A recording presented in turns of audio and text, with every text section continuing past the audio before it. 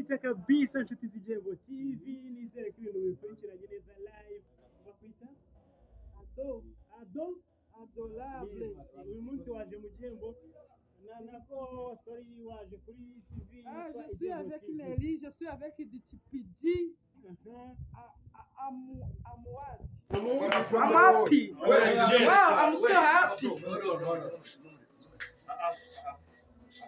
Yes, iyi ni live kabisa ngira ngo nta muntu utari kubibona muri comment turi kugenda tubibona uyu mujama we bamwitaga MC girlfriend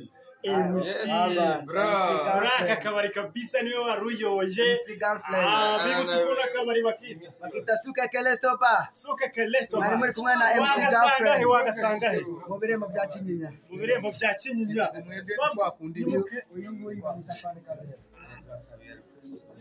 Okay, hari ikintu watubwira ku Igihembo TV nawe kandi ufite byinshi cyane gira icyo tugezaho.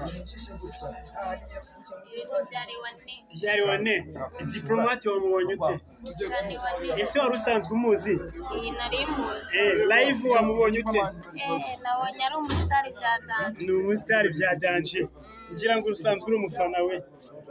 Birumvikana n'iki wamubwira ndetse n'iki wagezaho n'abanyarwanda bakurikiranye Igihembo TV live ndetse na diaspora hano ibigukurikiranye neza live.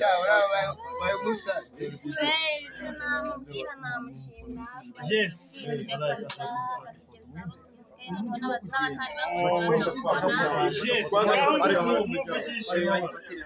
Yes, urakoze cyane dipromat ndetse abantu bose icyo batubwirirana n'uyu foto denguje byose nabivuze Igihembo TV arashaka kugira ngo ameze mvuge kuri we biramushimisha cyane. Just a picture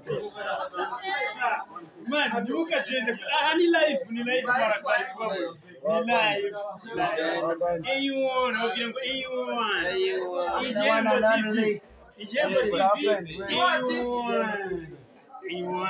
yes wamubela kabisa ngira ngo mubela uri sex ngira ngo urimo uramubona ahantu hose kabisa ahangaha amaze murabibona ariko nubwo makoze ntabwo nareba murabiza simubizi